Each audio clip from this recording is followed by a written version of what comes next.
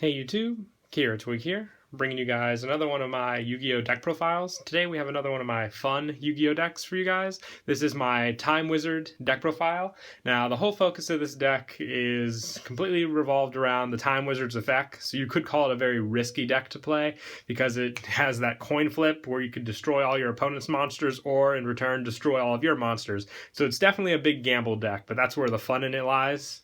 I made it so you can get lots of combos off to get Time Wizard out. So let's go ahead and get started. With any Time Wizard deck, you need to run 3 Time Wizard. For those of you who aren't familiar with his effect, it is a coin flip. You can toss a coin, and if you call correctly, if it lands on heads, you destroy all monsters your opponent controls, but if you call tails, you destroy all your monsters that you control, and then take damage equal to the total amount of all those monsters by half. It's very risky, but also a very good effect. And also Time Wizard is a spellcaster type monster, so you have to make use of other spellcaster monsters, in my opinion, with the deck. It's just for the most synergy. There are a lot of spellcaster type cards that can special summon, and he's not that low of an attack point, so with this deck I also focused on making sure that you protect him in many ways, with including back row.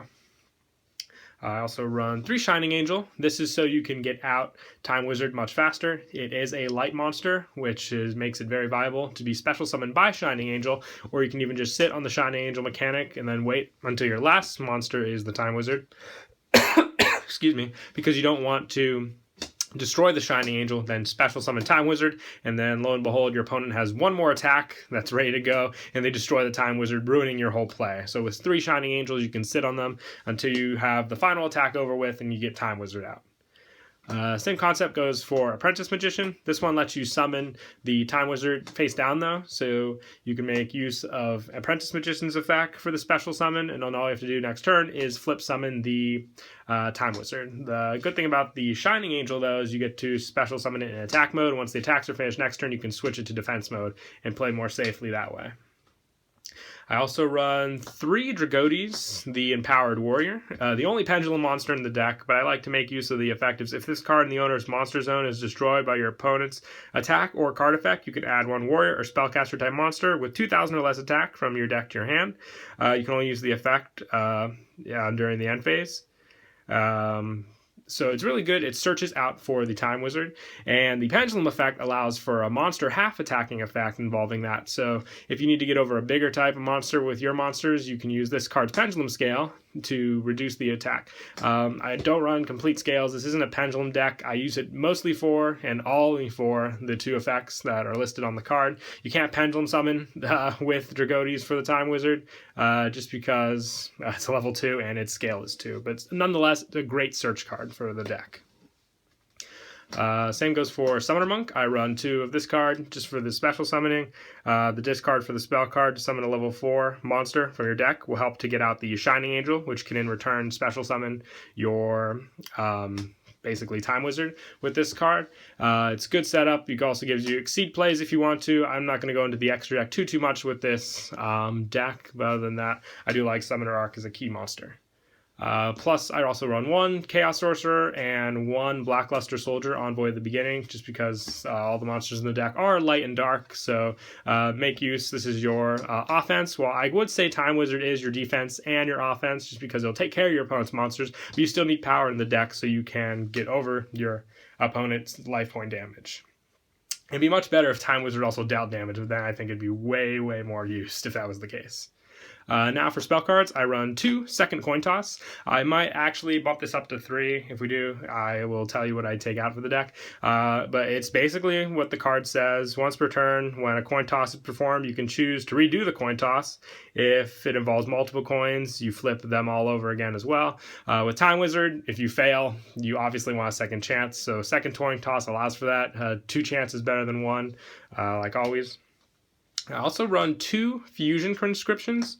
you reveal one fusion monster in your extra deck and add one fusion material from that card from your deck or graveyard to your hand.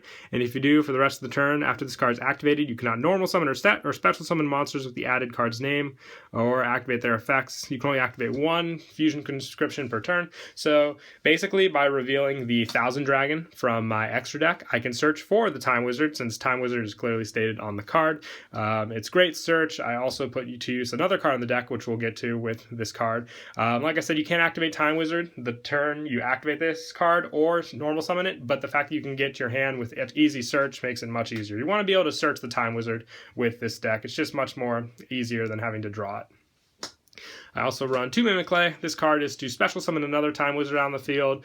Just an easy additional spell to go off of. Your opponent has to control a monster, so just getting out another Time Wizard can help for that. You will destroy both if one of them doesn't go off, but the fact that you'll be able to destroy it. And another combo play I like is if you have 2 Time Wizards and your opponent has a monster on the field that has to be hit twice with destruction effects, you can hopefully get lucky and destroy it with both the Time Wizards you have on the field.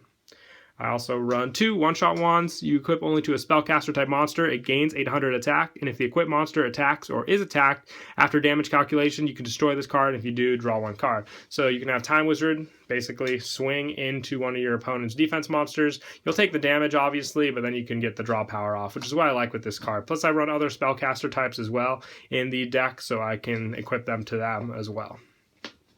Plus, also 1 Day of Peace, just for extra draw power, and I can, be sitting without battle damage for that turn. 3 Pot of Duality. This is for search, just so I can get the cards I need for the combos that I want at the time being as well. 3 Mystical Space Typhoon, just for back row clearing. Time Wizard can take care of monsters, but he can't take care of the back row, which if he's negated, if your opponent really wants to go after that Time Wizard, then this is the card to use. You can run Twin Twister if you want, but you might have to discard a Time Wizard for the cost, which would take away the whole concept of the deck. And for traps, I run 3 Fusion Reserve. Same concept as basically Fusion Conscription. Just reveal that Thousand Dragon and then add one of the fusion materials listed on the card, which in this case would be Time Wizard. And no need for the polymerization effect since I don't run the fusions. This is a pure Time Wizard deck, which means no Dark Sage, no Baby Dragon. We're going all off of Time Wizard's full potential. And 3 Call the Haunted, just to grab back the Time Wizard, especially if you destroy it. And if it's the only card on your field and you destroy it, you only take 250 points of damage. So you can just special summon it back and try again with Call the Haunted. And also 1 Bottomless Trap Hole. And 2 Waboku, just for more of the stall plays. If you want to go full heavy meta with this deck, by all means, throw in the Solemn Strikes. And if I were to take out something for a 3rd second coin toss, I'd probably take out one of the one-shot ones, just because I do run a couple warriors in the deck, and that can get cloggy at times, but I just don't know where a 3rd second coin toss was, so this would be the best card to opt out to take out for the deck. But yeah, that's it for the deck profile. I hope you guys enjoyed. Please don't forget to like and subscribe. I hope you guys are enjoying these fun Yu-Gi-Oh! Deck profiles. I try and come up with them more often now since you guys seem to like the response from them. But yeah, that's it for the video, and Kira Twig out.